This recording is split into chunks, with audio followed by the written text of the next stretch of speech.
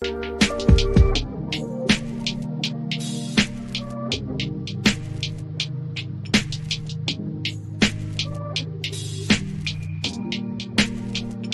everyone, it's Kirk McLean here, and you're watching Clay's Canucks Commentary.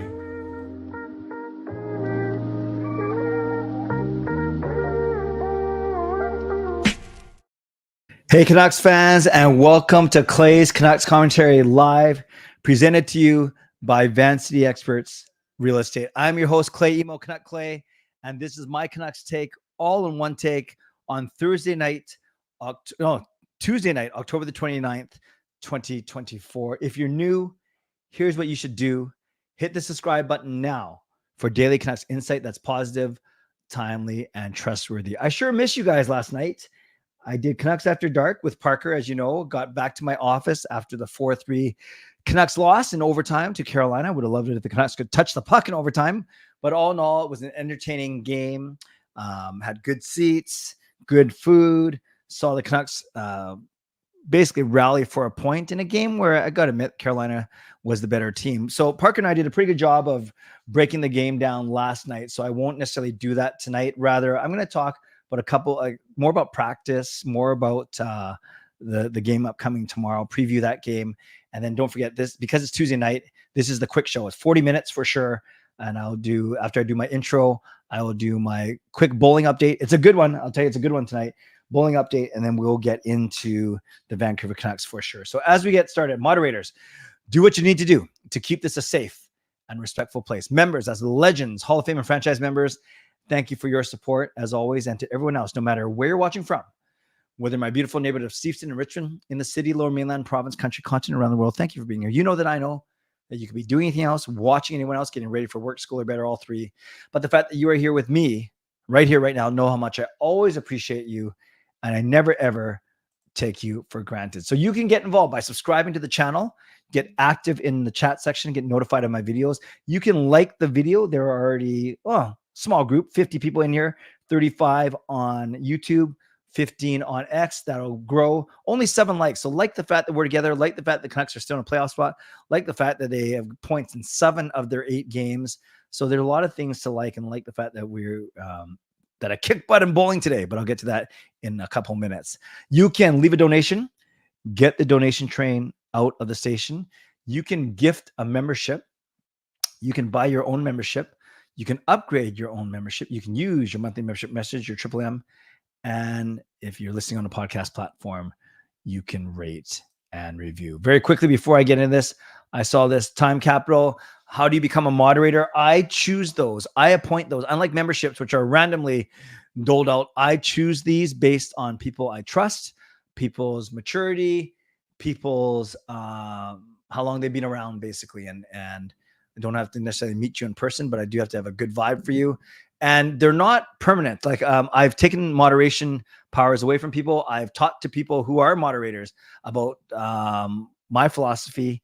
And my philosophy is generally let things go as long as they're not sexist, racist, or ableist, homophobic, anything like that. If it's, I want our moderators, and they, for the most part, they do a really good job of letting conversation happen. We can let disagreements and discussion happen, but anytime it is personal, racist, homophobic, ableist, sexist, then I ask them to remove messages. But generally, I don't like my moderators timing out people unless they absolutely have to, and then I'll play the heavy if I absolutely have to make a break decision. So there we go. There's a quick answer for you. Time capital. Now, I will get into the Canucks in a second, but I got to tell you about my bowling night. I had my best night of bowling ever in terms of average. I bowled a 700 series today, which is an average of 175 pins. I've never done that before. Oh, no, I have before. I've done it twice in my life before. Never mind. I've done it many times before, but first time this season. So let's try that again. I had my best series of the season. Alfred, I'll get to your donation in 2 minutes. So I'll limit myself in 2 minutes for this for sure. So you guys know how the bowling scoring, I won't review it all over, how our league works, but basically it's the second half of the league. So all the standings reset. We got to make top 4. We finished 8th in the first half, so we got to finish top 4 to make the A side. And I bowled games of 159, 190, 167, and 186. So a total of 702, which is good for me, an average of 175.5. I won game 1, 2, and 4, and I won total against my opponent. So that means I took 8 points from my opponent. And it was actually my cousin, Jessica, my first cousin. So I beat my cousin. Oh, that didn't sound good. I beat my cousin in bowling. That still doesn't sound good. I got more points than my cousin. So I got 8. Our middle guy, because I'm the lead off, I'm the worst. Our middle guy got 7. Our anchor only got 2, unfortunately. So 8, 7, and 2 is 17 points. We won 2 of the 4 games total. That's 8 more points. So 4 and 4. So that's 25. And then we won total overall, total pinfall for all 4 games. And so another 4 points. So we took 29 points. We lost 21 points. So we got 29. We beat the other team 29 to 21, which is okay. We're going to have to do a little bit better than that, but it's 6 weeks of competition. So this was week number 1. At least we start off in the win column 29-21. And I contributed by getting 8 out of 10 points. Last thing I'll tell you guys, you can pay $10. It's like a little pool called Punch Out. And basically, if you get 3 strikes, a turkey in the 10th frame, you get to split the pot of everyone. And usually it's about 3 or 4 people that enter this pot and enter. 3 or 4 people usually get a turkey in the 10th frame of the final frame of a game. So, and there's usually about $250 in there. So let's say $240. Let's say 24 people enter of the 58 bowlers. All to say then, so $240 is split into 4 games. So 60, 60, 60, 60. I had a chance to punch out. I never punch. I'm not that good, right? So the last frame of the last game, I went strike, then strike. So I had a chance to win maybe 20, $30. And then I got a 4, not even a 7, not even 8, not even a 9, which would probably actually make me feel worse. I got a 4. The ball slipped out of my hand. I guess I was too sweaty. I got too nervous.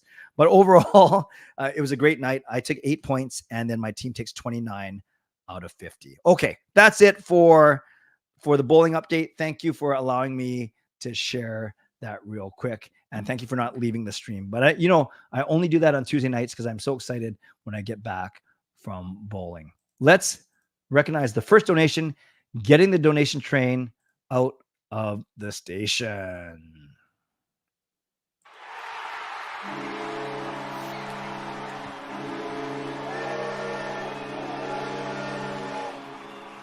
Shout out to Skytrain Alfred, who donates $5.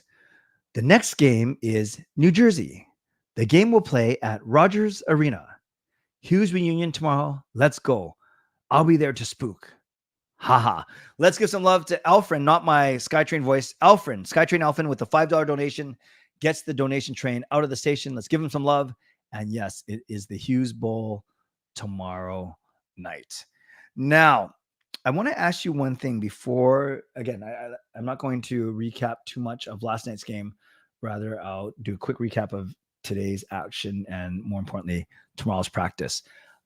Tomorrow's game. I gotta ask you guys something. I did a normal, standard 9-minute video today. I usually go between 8 and 10 minutes. And I did a 9-minute video today on the practice forward lines and D pairings. Just a standard one. I wasn't even in my car. I wasn't in my studio. I was outside of my workplace. And you guys, it has 2,600 views already. It is YouTube usually ranks your views, your videos, or your last 10 videos, and says how well your most recent video did against it. And it has 2,600 views. Average view duration of 3.5 minutes, which isn't bad actually for me. But it's by far and away my most popular video of the past 2 weeks. And all I did was sit there and talk about the line combinations, which I'll talk about, and the D pairings. So I'm just curious. I'm not at all fishing for compliments. I'm asking you, why do you think this video today did so well? And it doesn't matter if you haven't watched it. I just want to hear from you guys. I'm really curious.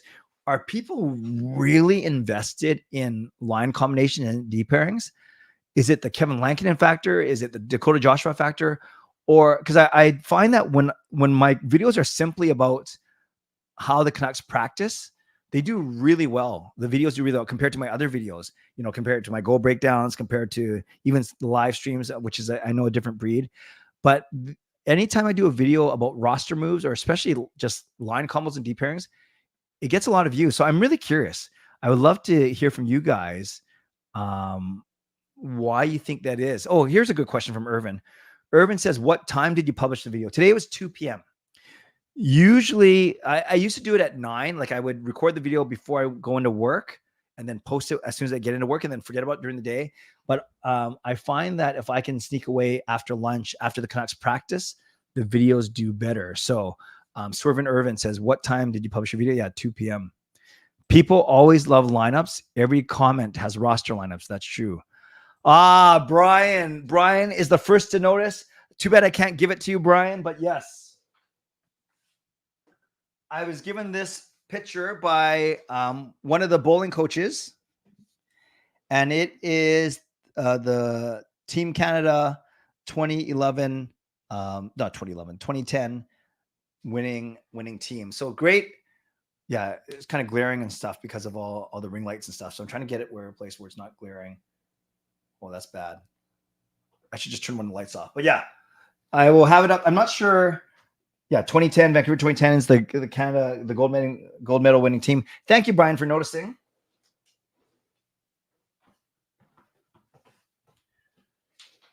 I am considering, like, you guys can't see it, but there's actually 3 rows of pictures here, but they're not here just for the streams. They're here for decoration anyways.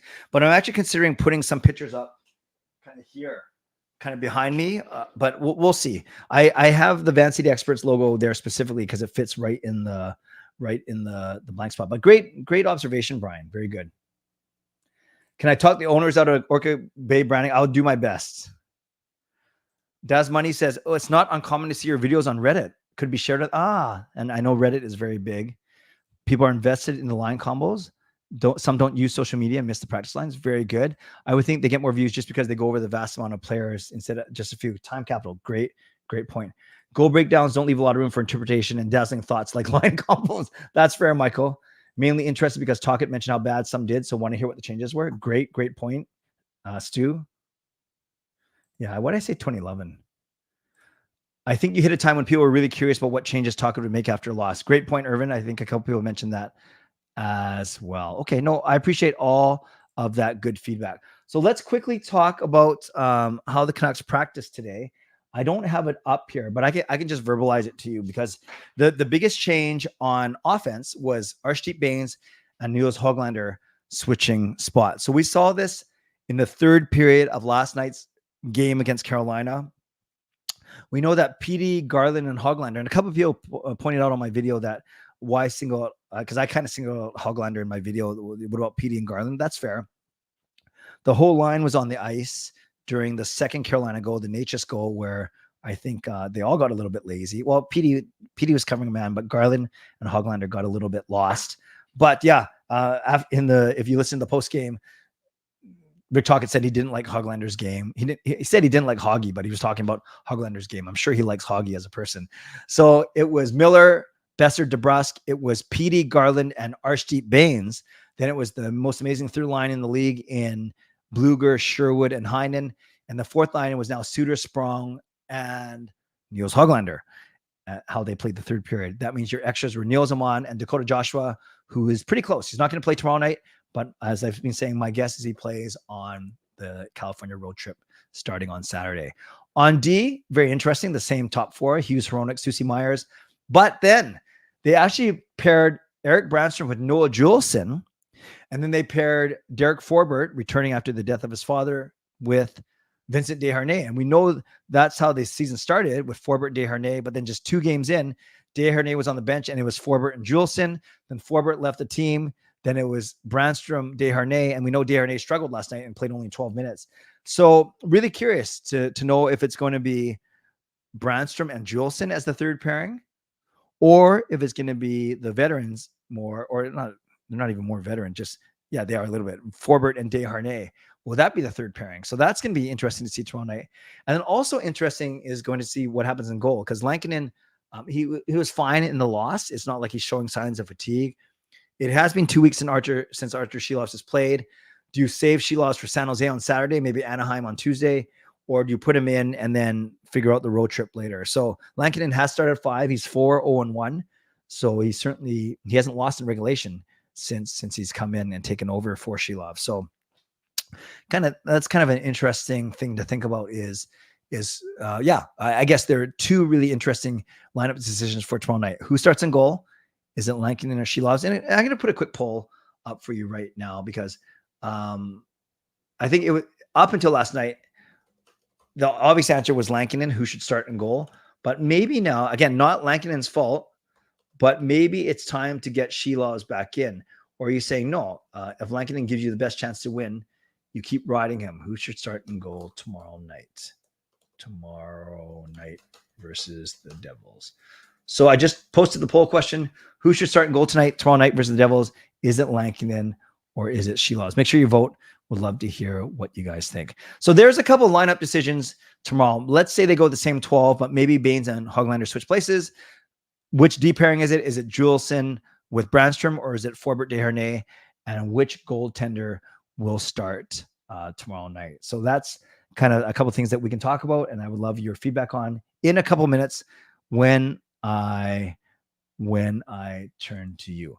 Really quickly, let's go over what happened in the league tonight. And because there's no Canucks game, I can get to you guys pretty quick in terms of your questions in a couple minutes. So 6 games tonight.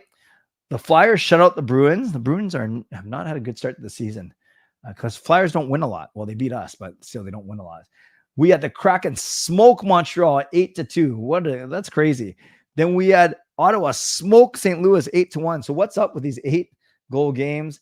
Then the Ducks surprising the Islanders 3-1. We have everyone answer Dave. You guys know what my go-to meal is, but Dave, I won't answer it properly in a sec.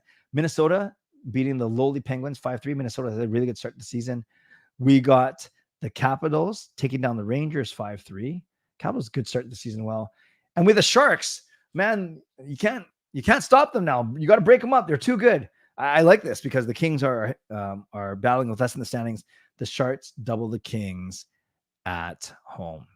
So you look at the standings now. Who cares about the East? I care about the Pacific. It's Vegas who have 15-10, LA who have 12-10, and Vancouver who has 11 points in 8. So all intents and purposes, when you look at points percentage, we're in second place. Calgary has 11-9. They're back to earth. Seattle 11-10. Anaheim 9-9. Edmonton's in trouble. No McDavid for a while.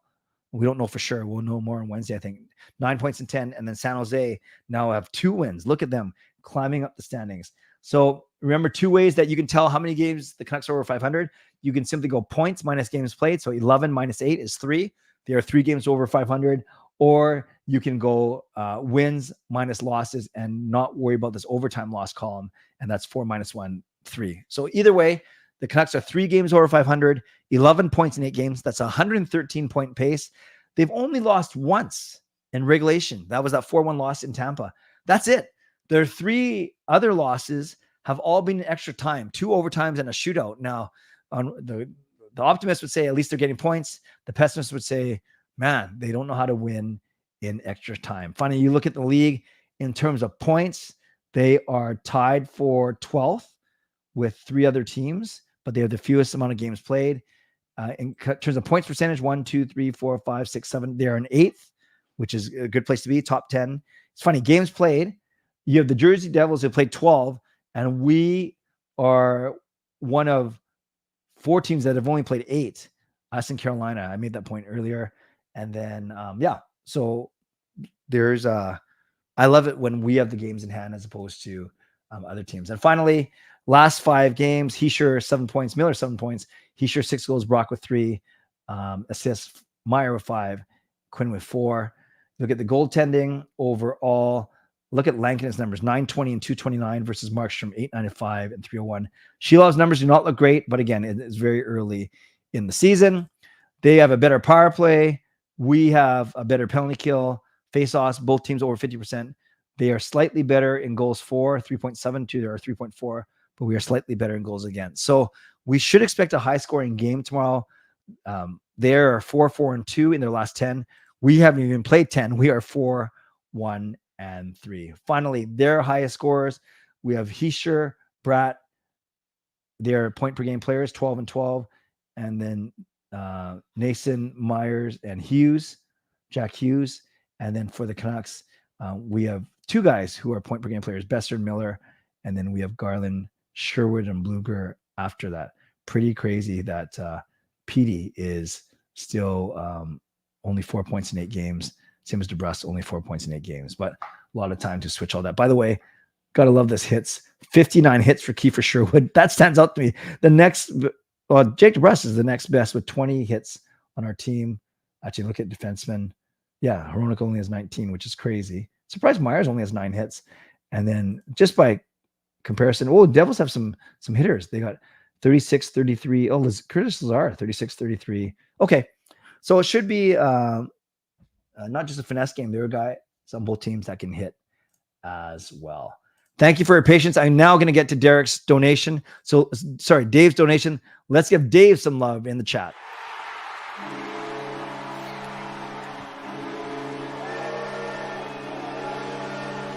Thank you, Dave, for the $7 donation. My first game of the season tomorrow. Sweet. What is your go-to concession meal? Yes, many of you got it right. I love the prime rib sandwich from Carve. That is my go-to meal. But there's triple O's. That's pretty cheap. There's pizza. Actually, a lot of the food isn't cheap, but I do find that the triple O's, you get a burger and fries. That might be one of the best value meals there. But definitely Carve sandwich, prime rib sandwich. That is my go-to meal. I hope you have a great game, Dave. Everyone that's going tomorrow night, I hope you have a great time.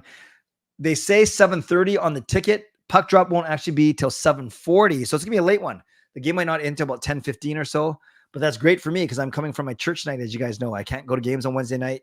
I'll be home by 8:30, so I'll only miss the first period as opposed to missing 1.5 or 1 3/4 period. So I'm looking forward to watching that game on TV. And then I'm looking forward to jumping on here at 11 p.m. tomorrow night for my post-game show.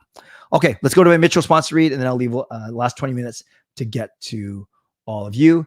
And when we do the Mitchell sponsor read, we start off by a word from our primary sponsor, Jason Lim of Van City Experts.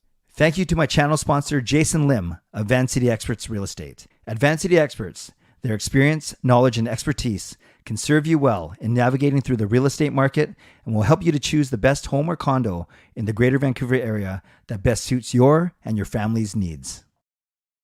Also, shout out to Coach Patrick Liu, weight loss coach. You can use the link coachpatrickliu.com/clay, receive a free 5-day workout.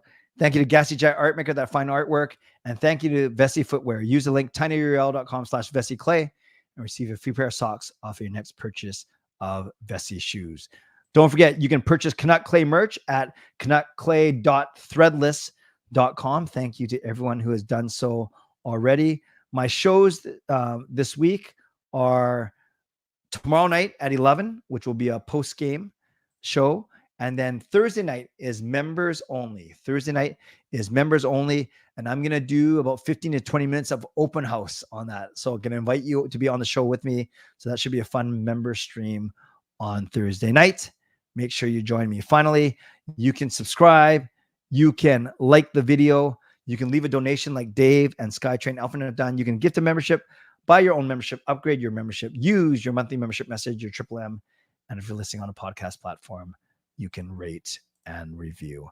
Okay, we got 20 minutes. No, we got about 50 minutes. So I'm going to answer as many of your questions as I can starting now. And then if I end up being able to bounce back to comments, I will do so for sure. So let's go with questions only to start off. If Myers was an NBA player instead of NHL player, what position would he excel in the most? I have no clue, Fangirl. I don't know if he's a good basketball player. He's 6'7", which is tall for a hockey player, but that's not very tall for a basketball player. At 6'7", he's not a power forward. He's not a center. I don't see him being a point guard or shooting guard. So I guess I have him as a small forward, a small forward at 6'7". Excited for the game tomorrow. I hope you have fun, Isaac. That's great. You have Meyer and Markey in fantasy. You should bench them. You should never bet against. I'm just kidding. You do whatever you want. Lankin in first half. First half of what? I don't think you split it. You split a game. So it's either Lankinen or Silovs. 62% of you saying Lankinen so far. How much is a lifetime membership? To what, John? Going trick-or-treating? No, I will likely, my wife Gail will likely go with her sister and their 2 young kids. I will likely man the fort at home. Not that we get a lot of people at our place because of where we live. We live on a busy street on Seefson Highway, but I might just take it easy at home on Thursday night.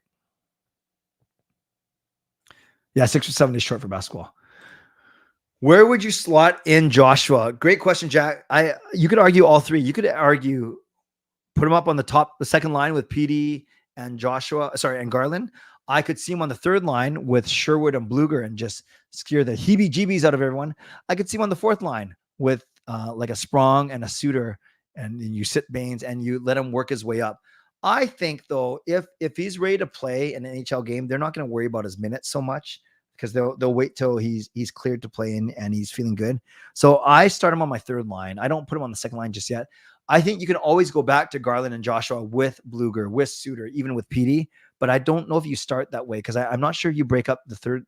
I'm not sure if you insert him so high, but I'd have no problem going Miller, Besser, DeBrusk, PD, Garland, Hoglander, then a third line. A third line of Sherwood, Joshua, and Bluger, and the fourth line of Suter, Sprong, and then Heinen. I guess Heinen would be the one that drops down. Basically, Joshua could take Heinen's spot in the third line. What would the Canucks need to trade for a Jack guy? I don't know. A guy like that always seems like it feels like a 2-asset type of trade. His half-brother in the NBA is shorter than him. That's true.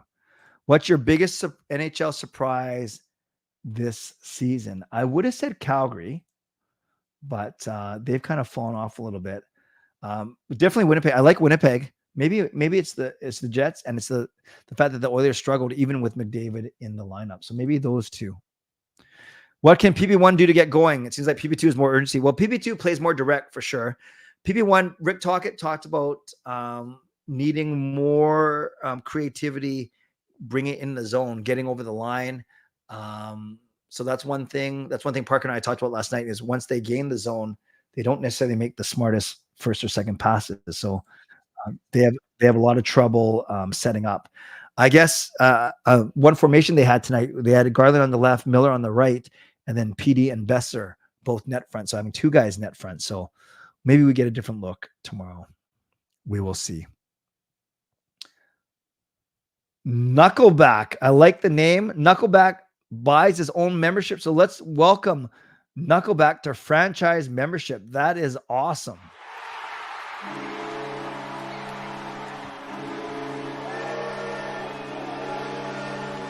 Welcome to franchise membership, Knuckleback, just in time to join our members live stream on Thursday night. Great to have you. Today I learned that in Seattle, Susie's main partner was Justin Schultz. Wonder why he couldn't get a contract this year. Yeah, there's those veteran right shot defensemen that weren't picked up. That's true. Now that the early season rust is off, would you agree that the power play and overtime shootout are 2 clear issues? Yeah, power play. I think they just got to get more creative and more assertive. And maybe you could say the same thing for overtime shootout. They've only had 1 shootout, so and that was close. Overtime, yeah, just a little bit more awake, quite frankly. 100 kids at your place. Wow. Lifetime membership for CCC. Is that what you're saying? And you're using Costco as a joke for CCC? There's no such thing. You got to keep going month by month. No. If you're talking about the season, Edison, as soon as Demko's back, Silovs goes down to Abbotsford because he doesn't have to clear waivers. I think we might get 1 or 2, Simon. We rarely get anyone. And if I turn out all the lights in my house, we might get 0. Best costume for Halloween, good-looking Asian dad, no costume required. You met Cliff Ronning? That is awesome. That's awesome. Canucks have had 20 jerseys. I like they changed them. I think they changed them too much. Original 6 have an identity. They don't need to change colors, logos. Oh, you're talking about the Orca branding. Yeah, that's fair. I haven't tried the new cookie on the Costco menu. And Favorite Costco food order? I don't care. I just drink the pop, but I'll eat the hot dog over the chicken nuggets. I don't mind a Costco hot dog. Too many decent forwards to juggle, and we're one injury on our top 4D away from a roster disaster. Thoughts on the D market?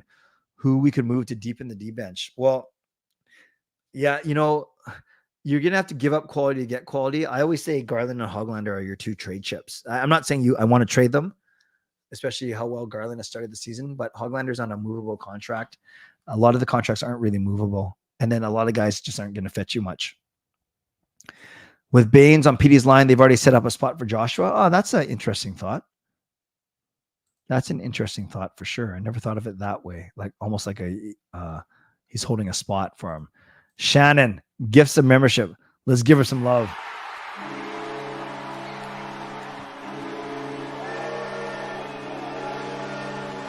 Thank you, Shannon. Let's give some love to Shannon for the $5 donation. It goes to one franchise membership for my YouTube consultant, James Tao, all the way from overseas, from I think it's Hong Kong, right, James? But glad to see you in here. James was very instrumental in helping me get some parts of my YouTube channel going a few years ago. So James, welcome to franchise membership. And Shannon, thank you very much for your generosity. Okay, I better go questions only because I only got 8 more minutes and I'm already 4 minutes behind. Am I worried about DeBrusk's goal production or lack thereof? A little bit. You think he'd have 1 or 2 by now, but yeah, especially if he was the one who's saying that he wants 25 or 30 this year. So he's got to move. He's got to move a little bit. If the NBA came to Vancouver again, but no land suitable for NBA specific arena, would you renovate Coliseum or tear it down, build new arena, or share Rogers Arena? Easiest is to share Rogers Arena. They've done it once. They've done it before. Is Marcus Pettersson a realistic trade option? Hearing his name being floated around. Yeah, I think anyone who's on a team that's not going to make the playoffs, who's in the last year or two of a contract. So I don't know his contract situation. And I think his game's okay. And yeah, we can have Elias Pettersson, and Marcus Pettersson now. How would you feel if Kochekov was our adventurous goalie roaming like the zone like he did last night? Well, he got the win. He got the win. I don't mind Kochekov. I don't think he sucks or anything like that. I did think that was a little bit aggressive. He doesn't make that move, and maybe Carolina wins, and maybe we don't, in regulation, maybe we don't get an extra point. Dan, I drink way too much pop, and if I had to choose one junk food that I like, one junk food, probably French fries. I do like French fries a lot. Other than the Canucks old arena, what other teams' arenas have you been to? Okay. In Canada, I've seen a game in Calgary's arena, Ottawa's arena, and I've been in Winnipeg's arena, but not for a game. So I haven't gone to Edmonton, Toronto, Montreal. In the States, I've been to the Anaheim arena. I've been to the Seattle arena, the Vegas arena, the Atlanta arena when they had it. And that might be it to watch hockey. Yeah, so been a few, but not a lot. Last night, game was entertaining. No, Calgary was the better team. Looking like a potato. I hope you can still hear me okay. But hopefully you can count on looking like a potato at least once a night. Hopefully the Wi-Fi will hold up here. Defensive play is not up to par. That's fair. The puck carriers they use on PP1 aren't getting it done at the blue line. Who do you think it should be? Well, it's really interesting, Irvin, because Rick Tocchet talked about it today that they're going to maybe have different guys bring out the puck. I don't know how you have different guys. It's the same 5 guys, maybe different formations or the way they bring up the puck. I don't know. I still think Hughes he's not the fastest skater, but Hughes is a really confident puck handler. I see PD giving up, like kind of screwing up. I think Miller screws up a little bit too. Garland's actually really hard to check off the puck. Maybe I use Hughes or Garland as the one bringing it over. What do you plan on handing out to the people that come by? I don't know. Franchise membership? No, I'm just kidding. We usually just buy a very, very small handful of those little packs, like whether they're Kit Kat or Coffee Crisp or Smarties or whatever. Yeah, Pastor Dan, it's the dressing rooms that you got to worry about. Exactly. Yeah, Shannon, I'm not a jersey expert. Maybe I defer to Irvin on this one. Yeah, he got tripped on his first shift of the game, and we don't know, Carol, how long McDavid is going to be out for. Yeah, but they're the way, I hear what you're saying, but they're the way that you determine winners right now. Biggest surprise in the Eastern Conference? Oh, that's a good question. Biggest surprise in the East. I'm just looking at the standings right now. I think it's Washington. They didn't make the playoffs last year, or they got bounced early. Maybe Washington. They're 6-2-2. Ottawa's 5-4. And on the flip side, disappointment has been Boston so far at 4-5-1. $300 time 5-year membership maximum benefits plus more. We'll have to negotiate that off camera.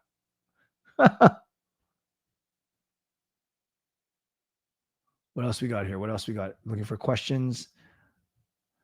Thoughts on NDP winning the BC election and beating Conservatives and Green Party? I don't want to talk about politics in here. I just find that there's no good that can come out of it. Let's just say it was a very close race, and I won't say if I was happy or disappointed. We barely get any Dan, maybe one or two. I like Kit Kat. Why not put Hronik on the point and get Hughes on the half wall running things? Yeah. No, they weren't both on PP1 last year, only on a rare occasion. But yeah, but Hughes, I don't know. At the half wall, I think when you're at the point, you have more skating room. And with Hughes' elusive skating, I think he's still more effective up top. But I hear what you're saying. I don't mind the thought. For sure. Canucks don't leave the Pacific time zone until November 23rd, a whole month since the 23rd in Chicago. Do you think they can separate themselves from the rest of the pack? Yes, Ricky. Park and I were talking about this last night. They got a pretty easy schedule. They got the California home road trip, and then they have 6 games at home, and only 2 are against really good opponents. And Edmonton's not even healthy, so they do have a chance to do some damage in the standings right here, right now. Game was good. Carolina deserved to win, though, for sure. Can you crack open a Pepsi right now to prove your love for it over Coke and its Pepsi? Well, I can just show you that I hope my mom's not watching. She get mad. I am drinking Pepsi right now. Oh, I only got 2 more minutes. I got to look for questions. With the way Carolina played OT, do you find 3 time to be gimmicky? Well, it's more about puck possession now as opposed to kitty bar the door, chance after chance. So I wouldn't say it's gimmicky, but it helps when you win the face-off. Favorite Halloween candy? Anything sour. Sour kids, sour candy. Everyone trying to help Taylor get a membership. I hear ya. They're not bringing the puck over with speed. That's fair. Yeah, Canucks in the Coliseum was fun. Have you noticed that PD has almost stopped taking one-timers? Yeah, no, great point, Daz Money. And Rick Tocchet addressed that today. He says PD's got to move his feet and not be so stationary and create. I know not every angle is going to be great for one-timer, but he's got to move and move into those one-timers instead of waiting there for the puck. Do I think Craig McEwen will be brought back to 650? I don't think so. How is it like watching in the opposing team's building being Canucks fan? Any memorable stories? The Seattle ones were fun because there are a lot of Seattle fans there. The Vegas games were fun too because there are a lot of Canucks fans there. That was my big trip back last April, even though the Canucks sucked. So no, it's no fights, no like whatever. It just I've been in the San Jose arena too, by the way, for All Stars. But no, unfortunately, I don't have any memorable stories. I just nice when the Canucks win, and it sucks when they lose because then everyone kind of boos at you and makes fun of you. Okay. It is a BCBC. Nice to see you. Thanks for brokering that deal for me earlier today. I'm sorry, my friends, but I have to go. It's 11:40. And by the time I wrap up and upload the podcast, it is time for me to go to church. Tuesday nights is always my quick night. So tomorrow night, 11 p.m., join me after the late Canucks game. It starts at 7:30, 7:40 with puck drop. And I'm so grateful that all of you were here on this quick show. Tuesday nights, always quick. Moderators, thank you for keeping this a safe and respectful place. Members, as legends, Hall of Fame franchise members, thanks for your support. And everyone else, thank you for watching, liking, and subscribing. Thank you to my sponsors, Van City Experts Real Estate, Coach Patrick Liu, weight loss coach. And thanks to everyone who went above and beyond today with their generosity. We had Skytrain Elfrin with the $5 donation, Dave with the $7 donation. We had Knuckleback buying his own membership. Welcome to franchise membership. And we had Shannon gifting a membership that went to James Tao. So thanks to all of you for your generosity. Don't forget to subscribe and like the video on your way out. Again, don't forget my next show is tomorrow at 7 p.m. No, what are we talking about? Tomorrow at 11 p.m. And you can always buy some merch, canuckclay.threadless.com. And as always, rate this bad joke out of 10 on the way out. So thank you. Sorry I have to run, but I have to run. Stay safe, stay healthy, take care of yourselves, and take care of each other. By the way, did you know that most bald people still own a comb? Yeah, they do. They just can't part with it. God bless. And go Canucks go. Booyah.